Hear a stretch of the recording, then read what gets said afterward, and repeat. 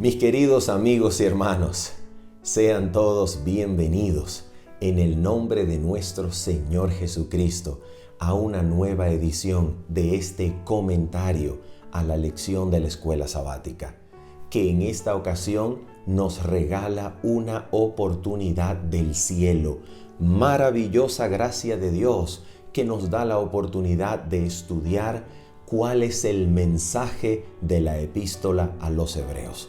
Así que eso es exactamente aquello a lo cual nos vamos a dedicar durante esta ocasión, estudiar la epístola a los Hebreos para mirar cuál es el mensaje que unifica las diferentes presentaciones y aspectos de la obra de Cristo que se mencionan en este documento.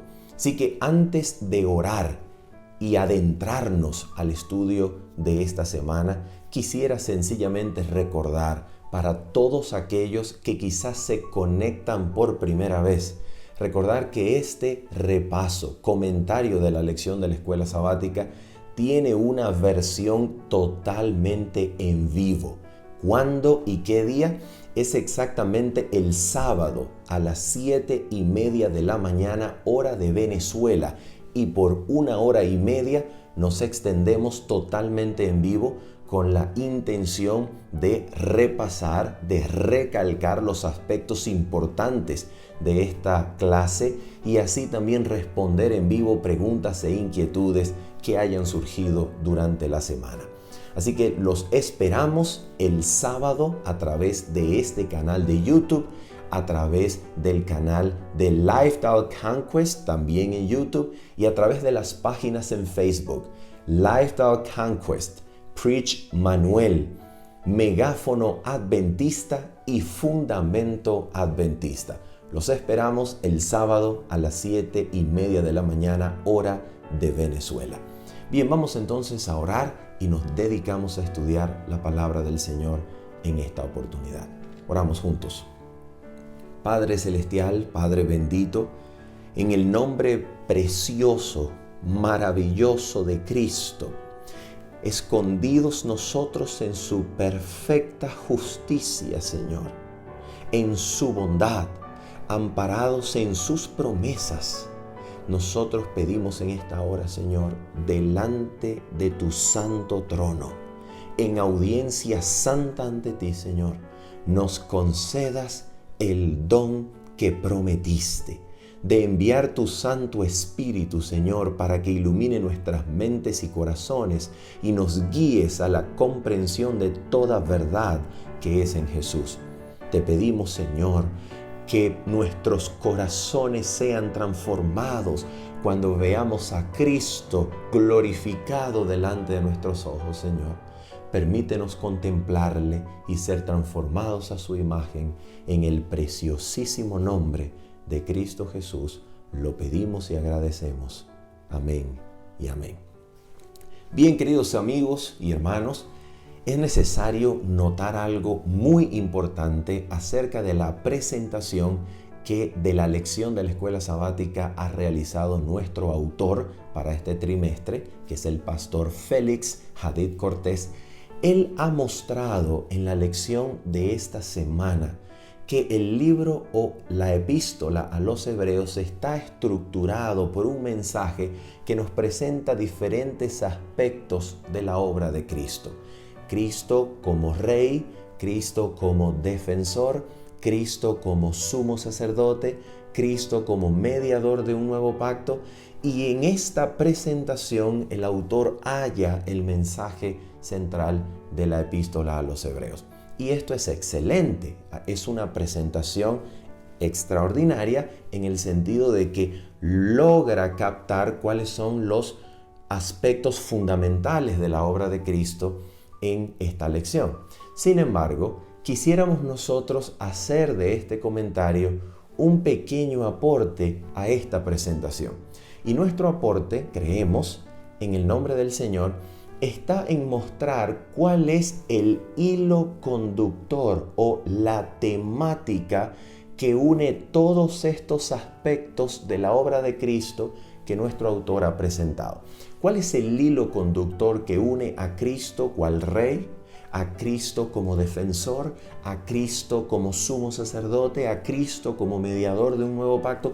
¿Cuál es el hilo conductor que en el mismo libro o epístola a los Hebreos se nos presenta para integrar todos estos aspectos de la obra de Jesucristo?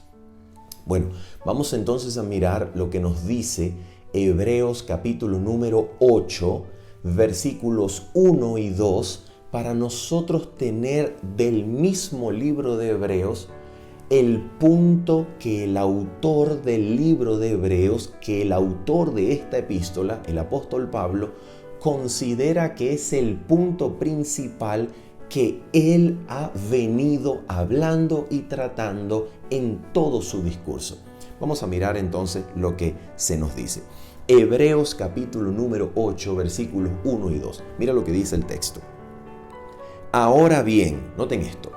El punto principal de lo que venimos diciendo es que tenemos tal sumo sacerdote, el cual se sentó a la diestra del trono de la majestad en los cielos, ministro del santuario y de aquel verdadero tabernáculo que levantó el Señor y no el hombre. Aquí tenemos nosotros algo, queridos amigos y hermanos, que no aparece con tal claridad en ningún otro documento de la Biblia. En ninguna otra parte de la Biblia, en ninguna otra de sus cartas, de sus libros, de sus poesías, en ninguna otra parte de la Biblia, usted encuentra una declaración tan clara acerca de cuál es el punto principal que trata el documento en cuestión. Usted no lo encuentra en ninguna otra parte de la Biblia. Por eso nosotros en la epístola a los Hebreos tenemos la bendición de que el mismo autor nos dice cuál es el punto principal que él está tratando. Y aquí nosotros confirmamos lo que dijimos la semana pasada en el repaso anterior. En el repaso comentario anterior, nosotros dijimos que desde el mismo capítulo número 1, versículos 1 al 4, nosotros tenemos allí estructurados solamente dos elementos independientes, cláusulas independientes que forman la temática completa de la epístola a los Hebreos. Y estos dos elementos son que Dios, por medio de Cristo, o mejor dicho, Dios en Cristo habló a la humanidad, y el segundo elemento, que Dios sentó a Jesucristo a la diestra de su trono en la majestad de los cielos, y estos dos elementos forman la temática que va a hilvanarse en todo el documento de Hebreos y se nos muestra a través de toda la epístola. Dios sentó a Cristo y ahora lo que a nuestros oídos llega es la palabra, el anuncio de ese hecho, para que esa palabra pueda discernir y mostrar lo que hay en el corazón de la humanidad entera, para ver si la humanidad responde y cede a la palabra y al anuncio de la entronización del Hijo, o la humanidad se opone al anuncio de gracia que nos atrae a postrarnos voluntariamente delante del trono para hallar gracia para el oportuno socorro. Entonces, esto que Dios ha hecho en Cristo, sentarlo, y este anuncio que ahora ha salido por todo el mundo y que llega a nuestros oídos, es la temática principal del libro de Hebreos. Esto es confirmado ahora cuando leemos Hebreos 8, versículos 1 al 2, por el mismo autor. El mismo autor dice que el punto principal de lo que él ha venido diciendo, de lo que él está hablando, de la palabra que está comunicando de parte de Dios, es que Dios sentó a Cristo, o que Cristo se sentó a la diestra del trono de la majestad en los cielos. Entonces, ¿qué significa esto?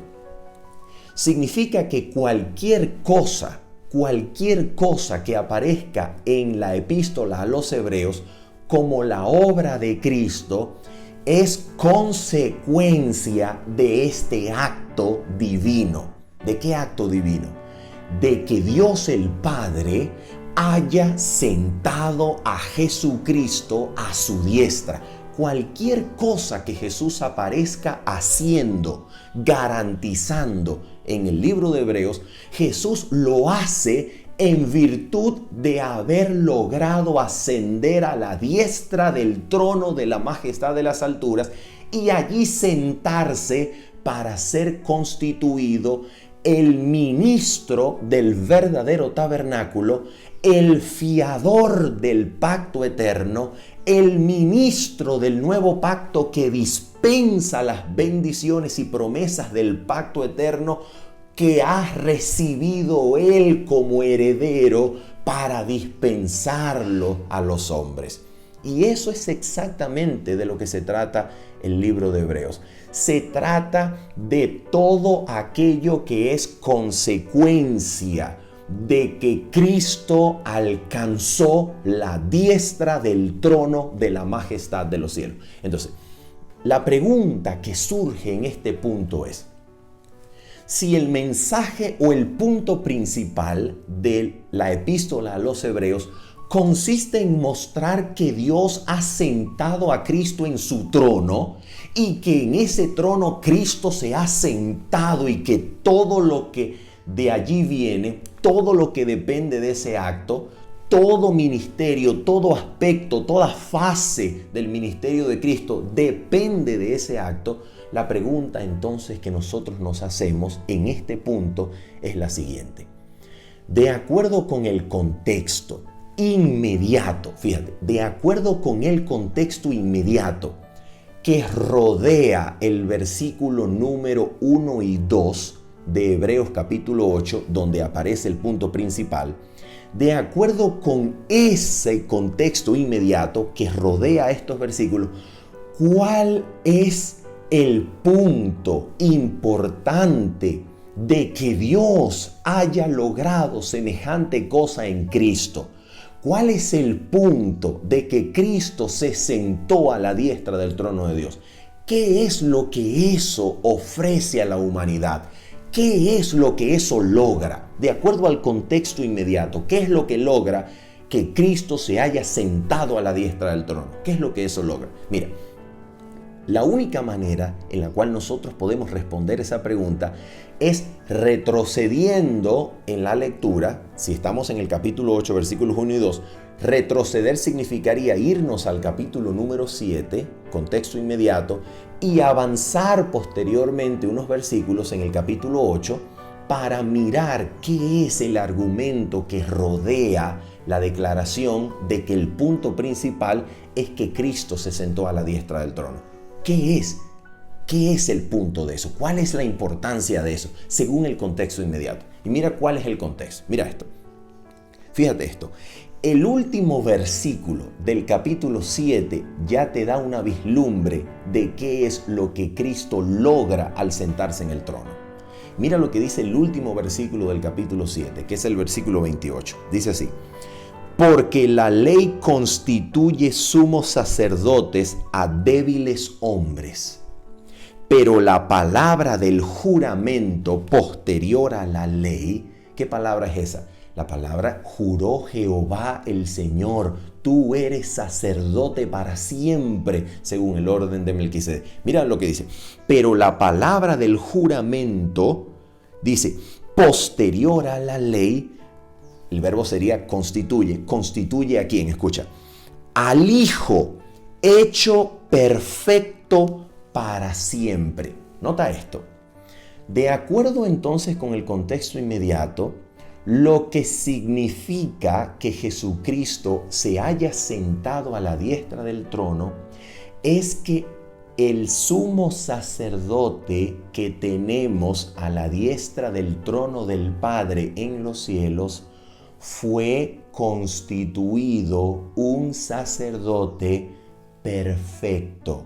Pero escucha, la perfección de ese sacerdote no está ni estriba en el hecho de que fue sentado a la diestra del trono. No, de acuerdo con el texto, el que fue sentado en el trono como sumo sacerdote fue hecho perfecto. La pregunta es, ¿a qué se refiere la epístola cuando dice que el Hijo que se sienta en el trono del Padre fue hecho perfecto? ¿A qué se refiere?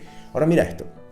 Vamos a leer entonces el contexto del capítulo 7 para que mires que este es el punto de la argumentación. Y lo vamos a comprobar con toda la epístola. Mira lo que dice Hebreos capítulo número 7, versículo número 11. Mira lo que dice Hebreos 7, versículo 11. Dice, si pues la perfección fuera por el sacerdocio levítico, porque bajo él recibió el pueblo la ley, ¿qué necesidad habría aún de que se levantase otro sacerdote según el orden de Melquisedec y que no fuese llamado según el orden de Aarón? Mira esto, ¿qué es lo que te está diciendo el texto? El texto se está diciendo que la necesidad de que se levantase otro sacerdocio, no según el orden levítico, sino según el orden de Melquisedec, que es el orden del sacerdocio de Cristo. La razón por la que este sacerdocio nuevo, distinto del levítico, tenía que levantarse, es precisamente porque el sacerdocio levítico no pudo proveer perfección. Ahí está la clave. El sacerdocio levítico, no habiendo podido dar perfección, entonces hizo necesario que se levantase otro sacerdocio conforme al orden de Melquisedec. Y esto es confirmado ahora en el versículo número 19. Mira lo que dice el 19. Pues nada perfeccionó la ley. ¿Te das cuenta? Nada perfeccionó la ley. Y por esa razón, el versículo 22 dice, por tanto, Jesús es hecho fiador de un mejor pacto. Nota esto. Pon todo esto junto. Mira, ¿cuál es la razón por la que fue necesario que se levantase otro sacerdocio? Porque el antiguo, según el orden levítico, no pudo proveer perfección. Como el anterior no pudo proveer perfección, pues la ley nada perfeccionó, entonces Jesús es hecho fiador de un mejor pacto. ¿Qué te quiere decir el libro de Hebreos en este punto? Te quiere decir que la razón fundamental para la cual Dios proveyó, atención, un nuevo sacerdocio que permitiera hacer fiador a este sumo sacerdote de un mejor pacto, es que el anterior sacerdocio que ministraba el pacto antiguo hasta los días de Cristo, se encontraba ministrando el pacto antiguo. Este orden de cosas no pudo proveer la perfección. Y eso es exactamente de lo que habla el capítulo número 8, porque después de decirnos que el punto principal es que tenemos tal sumo sacerdote que se sentó a la diestra de la majestad de los cielos, ¿qué sigue diciendo el contexto del capítulo número 8? Mira lo que sigue diciendo. Versículo número 6, capítulo 8, versículo 6. Pero ahora tanto mejor ministerio es el suyo. ¿Qué ministerio? El ministerio que Cristo hereda al ser constituido ministro del verdadero santuario y tabernáculo, al haber sido sentado a la diestra del trono. Mira esto. Pero ahora tanto mejor ministerio es el suyo, cuanto es mediador de un mejor pacto establecido sobre mejores promesas. ¿Qué quiere decir eso? Quiere decir entonces que la razón por la cual Cristo fue sentado a la diestra del trono de la majestad de los cielos es para poder proveer por medio de la administración de un mejor pacto, que es mejor porque está establecido sobre mejores promesas, es decir, El hecho de que Cristo ahora, sentado en el trono del Padre, haya sido constituido ministro de un mejor pacto para dar mejores promesas, cumplirlas y garantizarlas, tenía la intención final, esencial, de proveer perfección, lo que no había podido ser provisto por el antiguo sacerdocio que ministraba hasta los días de Cristo el antiguo pacto. Entonces, ¿qué es lo que logra Cristo al sentarse a la diestra del trono del Padre? ¿Qué logra? Cristo logra dar la perfección por medio del ministerio de las mejores promesas que conforman el mejor pacto. Eso es lo que Cristo hace. La pregunta es, ¿qué es lo que la epístola nos enseña acerca de la manera en la cual esto fue logrado? Para que nosotros veamos si este tema de la perfección que Cristo logra dar es exactamente de lo que se trata el libro. ¿De qué se trata? ¿Cómo dice el libro que Cristo logra eso? ¿Cómo nos enseña la epístola a los hebreos que Cristo provee y logra dar perfección al pueblo que le adora? ¿Cómo enseña la Biblia eso? Oh, mira esto. Vamos a mirar.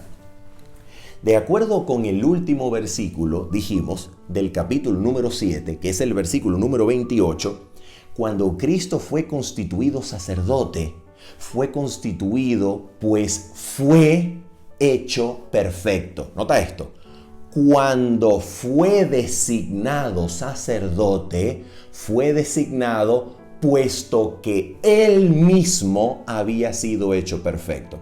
Quiere decir que la perfección del Hijo debe encontrarse antes de su designación como sumo sacerdote en el trono del Padre. La perfección del Hijo, su perfeccionamiento, por así decirlo, debe radicar en una etapa previa a su designación como sumo sacerdote a la diestra del trono del Padre. ¿Qué es lo que el texto nos enseña acerca de cómo fue perfeccionado el Hijo para ahora que se sentó en el trono ser capaz de dar perfección? Mira lo que dice la Biblia. Mira esto. Vamos a trasladarnos, por favor, a Hebreos capítulo número 2. Y ustedes bien saben que Hebreos capítulo número 1 tiene una estructura bien sencilla. El capítulo número 1 tiene la estructura en los primeros 4 versículos introductorios de presentarnos las 2 cláusulas independientes, solo 2, que son que Dios habló en Cristo y que Dios sentó a Cristo. Estas 2 cláusulas independientes están entrelazadas entre varias cláusulas dependientes que forman el contexto que rodean estos 2 anuncios principales, que Dios habló y que Dios sentó. Ahora mira esto. Los versículos 5 al 14 nos presentan pruebas extraídas de los Salmos de que el nombre, el título, la jerarquía, la autoridad y el poder que Cristo hereda cuando es entronizado como sumo sacerdote y rey, lo hacen mayor que los ángeles, que cualquier ángel. Y esto es la temática de los versículos 5 al 14. Cristo hereda un nombre más excelente que de cualquier ángel, porque se le llama hijo. Se le llama no solamente hijo, sino se le llama Dios. No solamente se le llama Dios, sino que se le llama creador. Mientras que a los ángeles se les llama espíritus ministradores, a él se le llama el creador, el Señor que fundó en el principio los cielos, el Dios cuyo cetro es cetro de justicia, el Hijo para siempre. Ok. A los ángeles nada de esto se les dice, sino que sencillamente se les considera espíritus de fuego, ministradores, enviados al servicio de los que han de heredar salvación. Bien, ahora el capítulo número 2 retoma la importancia de responder adecuadamente a este anuncio, a esta palabra de la entronización que sale de Dios mismo, diciéndonos que descuidar semejante cosa, descuidar este anuncio de salvación tan grande, sería terrible y nos estaríamos deslizando. ¿Deslizando a dónde? Deslizándonos nosotros a la parte que será considerada como enemigos de Dios por haberse opuesto al anuncio, al llamado de la gracia que nos atraía para ofrecernos voluntariamente al trono, para recibir gracia para el oportuno socorro. Ahora mira esto. A partir del versículo número 5 del capítulo número 2, comienza la exposición doctrinal que construye sobre el hecho de que Cristo haya sido sentado en el trono del Padre. A partir del versículo 5 del capítulo 2. ¿Qué nos dice el capítulo 2, versículo 5 en adelante? En esta exposición nosotros vemos que lo que el apóstol intenta decirnos es que debido a que el mundo presente originalmente fue entregado a la potestad y autoridad de un hombre, este es Adán, el mundo venidero también debe ser entregado en sujeción a la autoridad y potestad de un hombre también. Y este hombre, según el versículo 9 del capítulo 2, es Jesús, a quien nosotros vemos que habiendo sufrido y habiéndose humanado y por la muerte de cruz fue glorificado y recibió el mundo en sujeción para que Cristo sea el heredero real, principal, primario del mundo venidero. Y habiendo él heredado el mundo venidero, ¿ok?, ahora pueda darlo a los que se acercan a Dios a través de él. Ahora mira esto. En el versículo 10 del capítulo 2, Pablo dice esto. Mira lo que dice Pablo. Capítulo 2, versículo 10. Aquí está el plan. Mira el plan. Este plan incluye la razón de la humanidad de Cristo. La razón de por qué Cristo se hizo humano. Mira por qué. El plan. ¿Cuál es el plan? Hebreos 2, versículo 10. Porque convenía a aquel por cuya causa son todas las cosas y por quien todas las cosas subsisten, este es el Padre, es decir, convenía a Dios el Padre, dice el versículo, que habiendo de llevar muchos hijos a la gloria, es decir, era necesario para el Padre, queriendo llevar a la tierra nueva de gloria muchos hijos, era necesario para el Padre, ¿qué cosa? Perfeccionase por aflicciones al autor de la salvación de ellos. Nota esto. ¿Qué es lo que nos decía el último versículo? Hebreos capítulo 7, versículo 28, antes de decirnos cuál es el punto principal de la epístola. El versículo 28 del capítulo 7 nos decía que quien fue constituido sacerdote había sido hecho perfecto. Ahora mira esto. El capítulo 2, versículo 10 nos dice que con la finalidad de que el Padre pueda llevar a la gloria, a la tierra nueva de gloria, muchos hijos, era necesario que el Padre perfeccionase por medio de aflicciones al autor de la salvación de esos hijos que Él quiere llevar a la gloria. La pregunta es, desde el mismo inicio entonces, ¿no nos dice acaso el libro de Hebreos cuál es el punto que es el hilo conductor que integra toda la presentación de la obra de Cristo en el documento? Claro, el libro o la epístola nos está diciendo desde el comienzo que cualquier cosa que Cristo haya logrado al sentarse en el trono, lo logró y lo logra y lo garantiza precisamente por haber sido Él hecho perfecto en voluntad o en cumplimiento de la voluntad del Padre. ¿Para qué? Para que Él, habiendo sido hecho perfecto, pueda garantizar el propósito del Padre de llevar a la gloria a muchos hijos. Entonces, Hebreos 2, versículo 10 nos dice que el plan del Padre, que era llevar a los hijos a la gloria, consistía en que si quería lograr esto, al Padre le era necesario perfeccionar por medio de aflicciones al autor de la salvación de los hijos. ¿Cómo logra esto el Padre?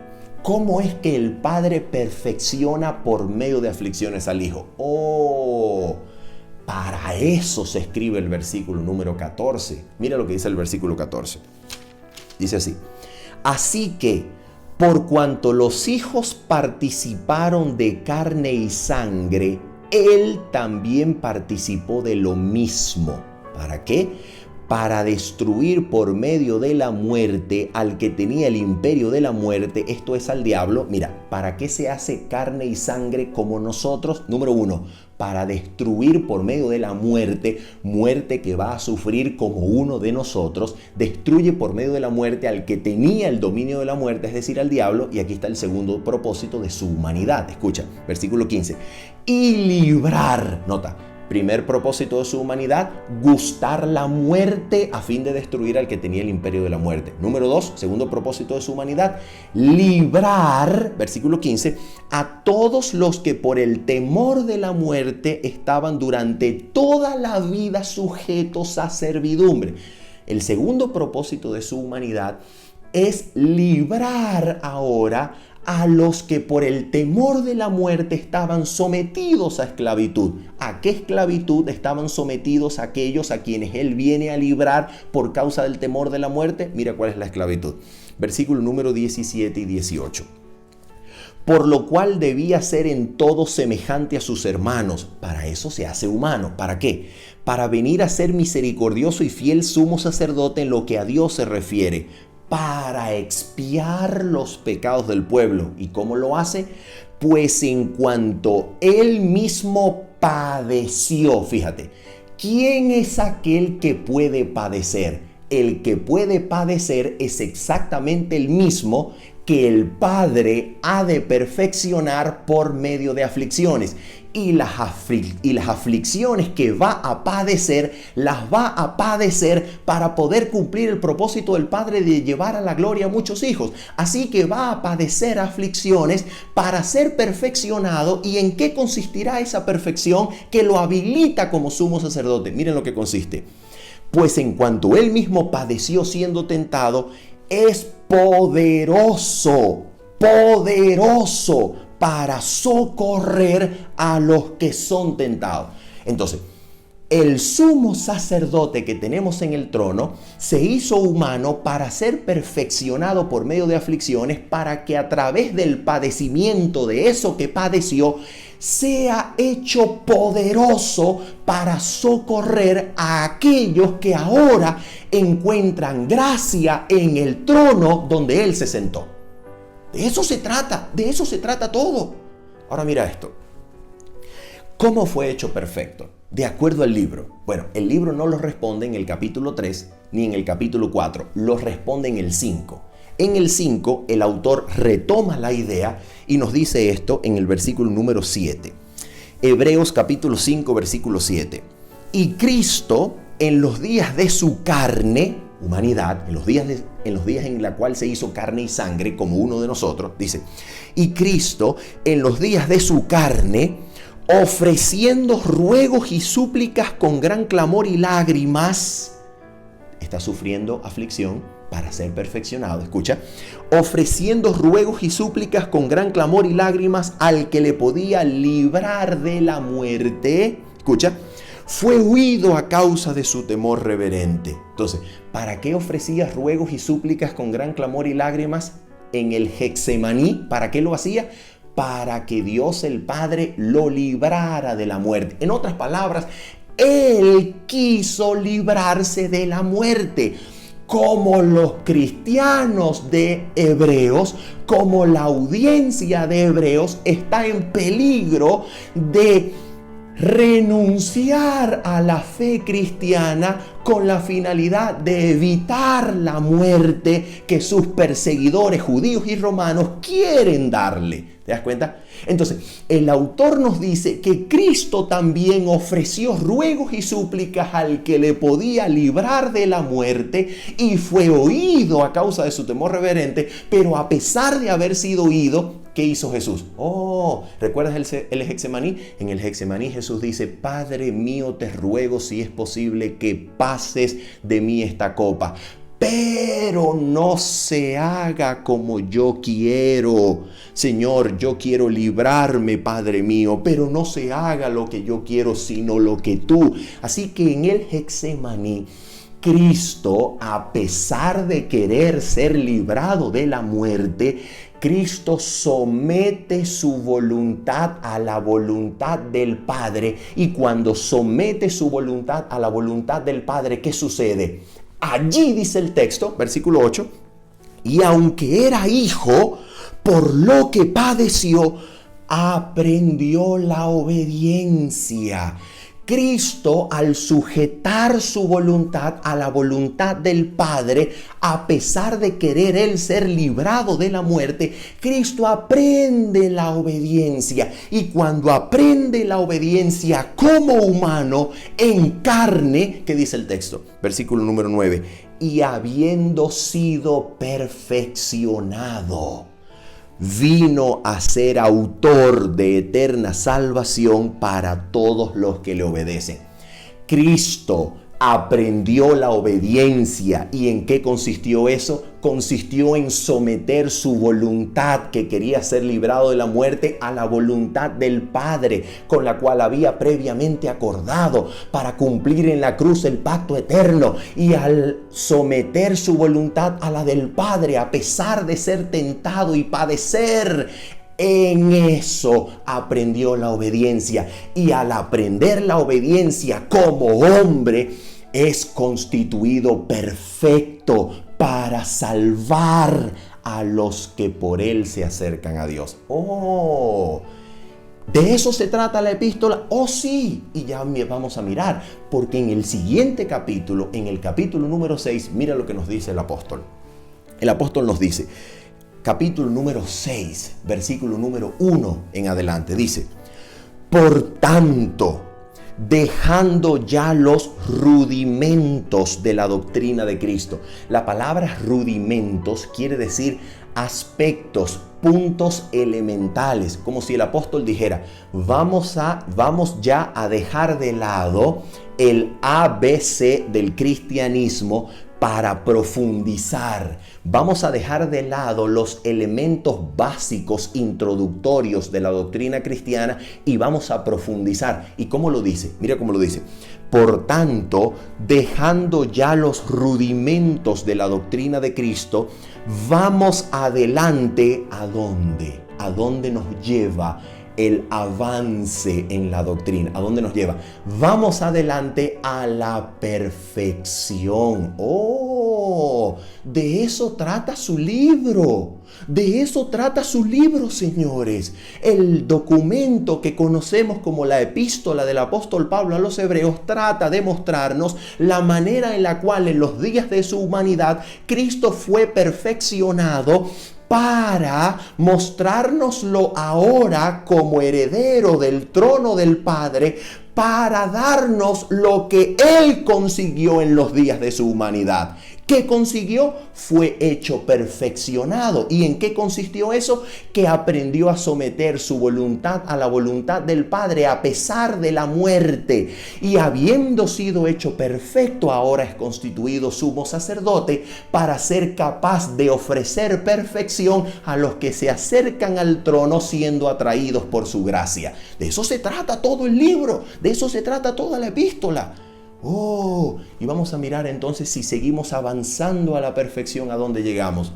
Oh, resulta que llegamos, como ya lo mostramos, al capítulo número 7, donde el capítulo 7 nos muestra cuál es la razón por la cual era necesario el surgimiento, el levantamiento de un nuevo sacerdocio. ¿Cuál es la razón? Porque el anterior que ministraba el antiguo pacto, el anterior que todavía se encontraba ministrando el antiguo pacto en los días de Cristo, sin haber cedido al hecho de que habiendo Cristo llegado ya no era más necesario sacrificio, eso hizo necesario que se levantase un nuevo sacerdocio que pudiese ministrar perfección.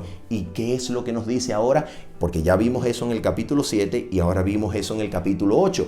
Y ahora vamos a verlo en el capítulo 9. Mira lo que dice el capítulo 9. Versículo número 9.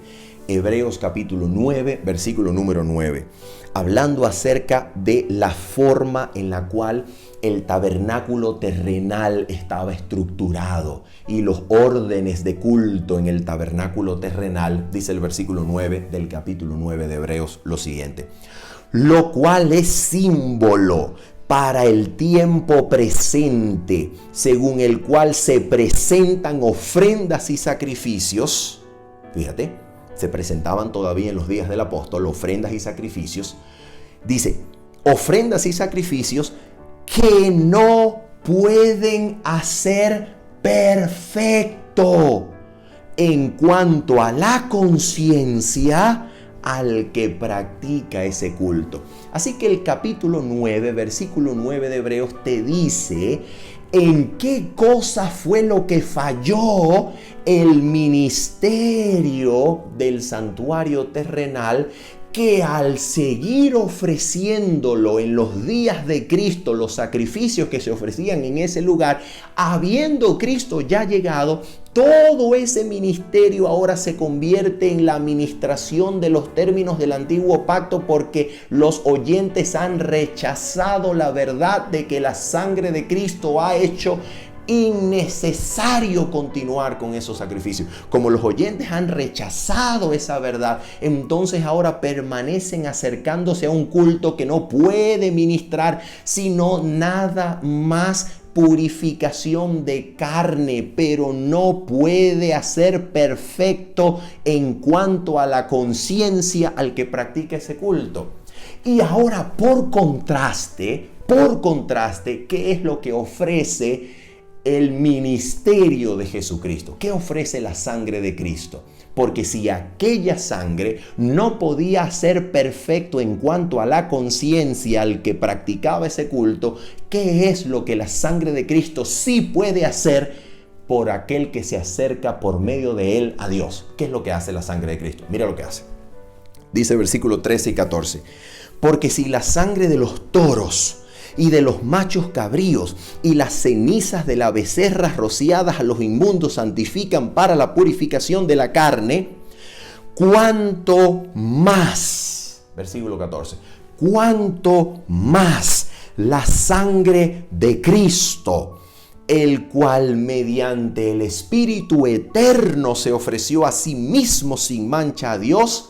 Y aquí está lo que logra el nuevo pacto, el pacto eterno, la sangre de Cristo, en contraste con todo lo que el antiguo no había logrado. Escucha, cuánto más la sangre de Cristo limpiará vuestras conciencias de obras muertas. ¿Para qué? Para que sirváis al Dios vivo. Allí está lo que Cristo provee al sentarse a la diestra del trono. Cristo provee perfección. ¿Y qué cosa es perfección en estos términos? Es recibir de parte de Cristo y su ministerio la purificación de mi mente y conciencia, que el versículo número 22 del capítulo 10 va a ligar con el corazón, corazones limpios de mala conciencia. Cristo, su gracia, su obra, su ministerio, su sangre, su poder, su pacto eterno. Cristo provee limpieza de mente, conciencia y corazón para habilitarme a servir al Dios vivo. ¿Dice eso el capítulo 10? Exactamente. Mira lo que dice el capítulo 10, versículos 1 hasta el versículo número 4. Mira lo que dice Hebreos capítulo 10, versículos 1 al 4. Dice, porque la ley, va a repetir lo mismo del capítulo 7, lo mismo del capítulo número 9. Escucha, porque la ley, teniendo la sombra de los bienes venideros, no la imagen misma de las cosas, nunca puede, por los mismos sacrificios que se ofrecen continuamente cada año, hacer perfectos a los que se acercan. ¿Y por qué? Versículo 4. Porque la sangre de los toros y de los machos cabríos no pueden quitar los pecados. ¿Por qué no podía dar perfección a aquel ministerio al cual persistente y obstinadamente se atenían los creyentes a los cuales el apóstol estaba amonestando? ¿Por qué no puede proveer perfección? Porque cuando Cristo llega y usted sigue dependiendo de los sacrificios y ofrendas para hallar en ellos lo que Cristo ya le puede proveer, usted persiste en el ministerio del antiguo pacto que no puede quitar el pecado. ¿Y de dónde lo quiere quitar Dios? ¿Será solamente de allá del santuario celestial borrando los registros? ¿O también lo quiere quitar de aquí, de la mente, conciencia y corazón? ¿Será que eso lo dice el capítulo 10? Sí, mira cómo lo dice el capítulo 10. Mira esto, mira cómo lo dice el capítulo 10. Atención, mira cómo lo va a decir. Por lo cual, versículo 5, mira cómo construye el argumento. Atención, es exacta, pero exactamente el mismo argumento del capítulo 2 y del capítulo 5. Exactamente el mismo argumento. ¿Cuál era el argumento? Que habiendo Cristo asumido la humanidad y habiendo sido hecho perfecto en el sentido que significa haber sometido su voluntad a la voluntad del Padre a pesar de querer ser librado de la muerte y aprender así la obediencia, y aprendiendo la obediencia por medio de lo que padeció es hecho perfecto para hacer autor de eterna salvación a los que se acercan por él a Dios. Mira lo que dice el versículo número 5 ahora al unísono del capítulo 2 y 5. Mira lo que dice. Por lo cual, recuerda, no se pudo quitar el pecado, y como no se pudo quitar el pecado por el ministerio del santuario terrenal que ministraba los términos del antiguo pacto, cuando los oyentes permanecían dependiendo de esos sacrificios a pesar de haber llegado Cristo, escucha esto, dice ahora, por lo cual, entrando en el mundo, dice, fíjate, no se pudo quitar el pecado, por lo cual entrando en el mundo dice, escucha lo que dice Cristo, sacrificio y ofrenda no quisiste, mas me preparaste cuerpo. Holocaustos y expiaciones por el pecado no te agradaron. Entonces dije, he aquí que vengo, oh Dios, para hacer tu voluntad, como en el rollo del libro está escrito de mí. Mira esto es maravilloso, maravilloso. Vamos a pedirle a Dios que nos ayude a entender este punto porque aquí está todo. Escucha, vamos a orar. Padre, en el nombre de Jesús, nosotros te rogamos que tengas misericordia y nos añadas gracia para nuestras mentes y corazones en esta oportunidad. Porque por nosotros mismos no podemos entender esto, pero te rogamos que abras nuestras mentes y corazones para entender lo que quieres decirnos. En el nombre de Jesús. Amén. Mira esto. Ya que los sacrificios, ofrendas, holocaustos y expiaciones no lograron quitar el pecado, y no pudiendo quitar el pecado, no pudieron hacer perfectos a los que se acercan, entonces, ¿qué hizo Dios? Dios le preparó cuerpo a Cristo. Y en ese cuerpo, Cristo vendría para hacer la voluntad de Dios. Es lo que dicen los versículos 5 al 7. Ahora escucha esto. ¿Qué salmo, qué texto del Antiguo Testamento se está citando aquí en el capítulo número 10, versículos 5 al 7? Se está citando el Salmo número 40. Así que vamos al Salmo 40 para mirar lo que el Salmo 40 dice y nosotros ver hacia dónde aspira a apuntar el autor de Hebreos cuando cita este salmo. Mira lo que dice el Salmo número 40 rápidamente. Salmo número 40 y vamos a leer los versículos 6 hasta el versículo número 8. Salmo número 40, versículos 6 al 8. Mira lo que dice. Sacrificio y ofrenda no te agrada. Y como dice la versión de Hebreos, sacrificio y ofrenda no te agradaron, mas me preparaste cuerpo. Mira cómo lo dice en hebreo en el Salmo número 40. Sacrificio y ofrenda no te agrada. Has abierto mis oídos. Nota esto. En vez de decir, sacrificio y ofrenda no te agradaron, mas me preparaste cuerpo, como lo dice la versión griega del Antiguo Testamento. El hebreo dice, sacrificio y ofrenda no te agrada, has abierto mis oídos. Mira la diferencia. Un texto dice, mas me preparaste cuerpo, y el otro dice, has abierto mis oídos. Vamos a ver que esto es exactamente lo mismo, ya lo vamos a ver. Mira lo que dice ahora, versículo 6. Holocausto y expiación no has demandado.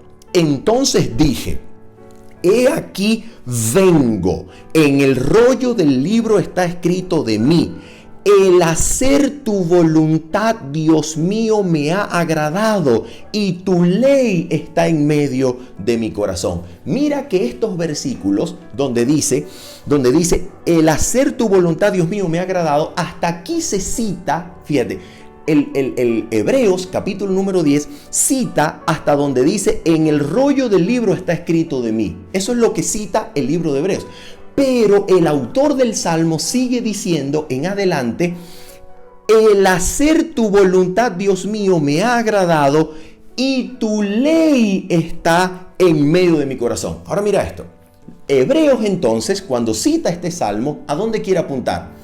Quiere apuntar hacia el hecho de que habiendo Cristo sido humano, habiendo recibido un cuerpo preparado por el Padre para hacer la voluntad de Dios en esta tierra, al hacer eso, Cristo iba a ser perfecto para dar perfección a los que por él se acercan a Dios. Según el Salmo 40, ¿en qué consistirá esa perfección? Según el Salmo 40, esa perfección consistirá en darle a los que se acercan a Dios por medio de Cristo un corazón en el cual esté escrito la ley como lo estuvo en el corazón del Hijo. ¿Te das cuenta? Ahora mira lo que va a decir entonces Hebreos capítulo 10. Fíjate esto. Dice así ahora. Versículo 10, en esa voluntad, ¿en qué voluntad? En la voluntad que el Hijo llevó a cabo en el cuerpo, en humanidad. Escucha, en esa voluntad somos santificados mediante la ofrenda del cuerpo de Jesucristo hecha una vez para siempre. ¿Y en qué consistirá esa santificación? Mira esto, versículo número 12 al 14, dice, pero Cristo, habiendo ofrecido una vez para siempre un solo sacrificio por los pecados, se ha sentado a la diestra de Dios, y de allí en adelante esperando hasta que sus enemigos sean puestos por estrado de sus pies. Versículo 14. Porque con una sola ofrenda que realizó en un cuerpo humano preparado por el Padre. Escucha, dice versículo 14, porque con una sola ofrenda hizo perfectos para siempre a los santificados. ¿Qué querrá decir eso? ¿Qué querrá decir que Cristo hizo perfectos para siempre a los santificados, a los que están siendo santificados por Él? ¿Qué querrá decir eso? Mira, gracias a Dios, el siguiente versículo, que es el versículo 15, nos dice que nos va a decir exactamente lo mismo, pero con otras palabras. Mira lo que dice el versículo 15. Y nos atestigua lo mismo el Espíritu Santo. A ver, si el versículo dice, y nos atestigua lo mismo el Espíritu Santo, ¿qué nos querrá decir el Espíritu Santo? Nos querrá decir lo mismo del versículo 14, pero con otras palabras. Mira lo que nos dice ahora el versículo 15 y 16, que es el testimonio del Espíritu Santo, que es en armonía con el versículo 14. Mira esto. El Espíritu Santo dice así, escucha. Porque después de haber dicho, este es el pacto que haré con ellos después de aquellos días, dice el Señor, pondré mis leyes en sus corazones y en sus mentes las escribiré. ¿Cómo? El Salmo 40, después de haber dicho sacrificio y ofrenda no te agrada, has abierto mis oídos, holocausto no quisiste, y ahora he aquí que vengo a hacer tu voluntad, en el rollo del libro está escrito de mí, y el hacer tu voluntad, Dios mío, me ha agradado, y tu ley está en mi corazón. Quiere decir que eso que sucedió en el Hijo, que en humanidad fue hecho capaz de sujetar su voluntad a la voluntad del Padre en todo tiempo, eso que ocurrió en el Hijo, esa ley que Cristo tenía grabada en el corazón, según el Salmo 40, ahora Cristo por el Espíritu Santo promete hacer por aquellos que se acercan por Él a Dios. ¿Qué es lo que Cristo promete hacer? Cristo promete grabar, escribir su ley en el corazón de todo aquel que por Él se acerca a Dios, y al grabarle la ley en la mente y corazón, Cristo perfecciona. ¿Te das cuenta en qué consiste la perfección según el libro de Hebreos? En que por la sangre de Cristo recibimos, gracias al ministerio del Santo Espíritu de Dios, recibimos la limpieza de la mente, conciencia y corazón de nuestros pecados, para recibir ahora la escritura de la ley en la mente y corazón, para ser hecho capaz y habilitado para hacer la voluntad de Dios en nuestra carne, como Cristo la hizo en su carne. Esa es la perfección de la que habla el libro de Hebreos. En eso consiste. ¿Dice eso la Biblia? ¿Lo confirma la Biblia? Oh, mira cómo lo confirma la Biblia. ¿Dónde termina Hebreos? En el capítulo 13. Pero en el capítulo 12 y 11 se mencionó la perfección. Claro que sí. De eso es exactamente de lo que trata todo el documento. Mire lo que dice el último versículo del capítulo número 11. Proveyendo Dios alguna cosa mejor para nosotros, para que no fuesen ellos perfeccionados aparte de nosotros. ¿Dice algo acerca de la perfección el capítulo 12? Oh sí, absolutamente. Dice el versículo 22 del capítulo 12, sino que os habéis acercado al monte de Sión, a la ciudad del Dios vivo, Jerusalén la celestial, a la compañía de muchos millares de ángeles, a la congregación de los primogénitos que están inscritos en los cielos, a Dios el juez de todos, a los espíritus de los justos hechos perfectos. De eso se trata. ¿Y cómo termina el capítulo número 13? ¿Cómo termina el documento? Mira cómo termina. Hebreos capítulo número 13, versículos 20 y 21. De esto se trata todo. Escucha esto. Y el Dios de paz, que resucitó de los muertos a nuestro Señor Jesucristo, el gran pastor de las ovejas, por la sangre del pacto eterno. Nota esto. Por la sangre del pacto eterno, sangre gracias a la cual Cristo logró sentarse a la diestra del trono de la majestad de los cielos. Gracias a esa sangre fue sentado. Ahora escucha esto.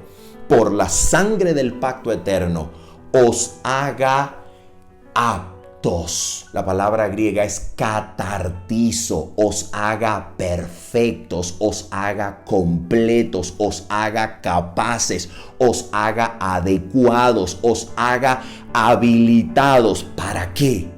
Escucha esto. Os haga aptos en toda obra buena, para que hagáis su voluntad. ¿Te das cuenta? Exactamente la misma perfección que ocurrió en el Hijo, que aprendió la obediencia al sujetar su voluntad a la voluntad del Padre en todo tiempo, incluso en aquella circunstancia donde quiso ser librado de la muerte, y aprendió la obediencia y fue hecho perfecto para ser autor de eterna salvación a los que por Él se acercan a Dios. Ahora Cristo, esa perfección que Él experimentó, por la cual Él fue perfeccionado, por la cual Él fue habilitado para hacer la voluntad de Dios, ahora esa perfección Él la entrega a nosotros en virtud de la sangre del pacto eterno. ¿Qué perfección entrega? El ser nosotros limpiados de pecado en mente, conciencia y corazón, para ser habilitado ahora por su Santo Espíritu para hacer su voluntad, habiendo recibido la ley en el corazón y mente como Él la tuvo en su corazón en los días de su humanidad. ¿Te das cuenta? Y ahora dice, os haga aptos en toda obra buena. ¿Para qué? Para que hagáis su voluntad. ¿Cómo? Haciendo Él. ¿Te das cuenta?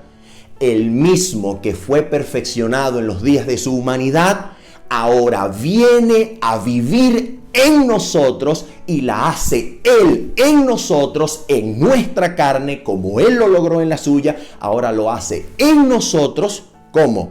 Haciendo Él en vosotros lo que es agradable delante de Él. ¿Por quién? ¿Cómo lo hace? Por Jesucristo, al cual sea la gloria por los siglos de los siglos. Amén.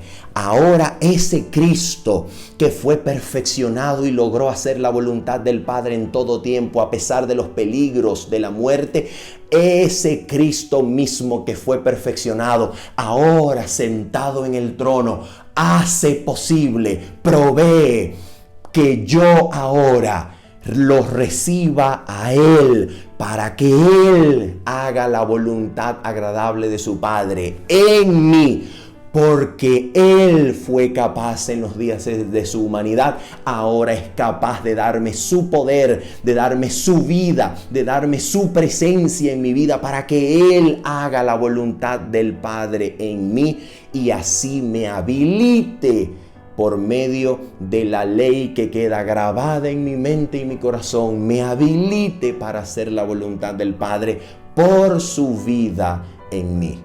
Eso es lo que dice Hebreos, eso es lo que enseña la epístola, eso es aquello en lo que consiste la perfección, eso es lo que une todos los aspectos de la obra de Cristo en la epístola.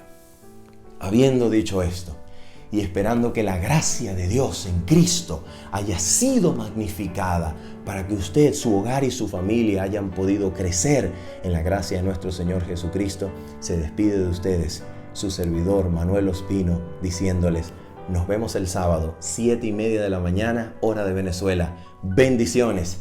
Chao, chao.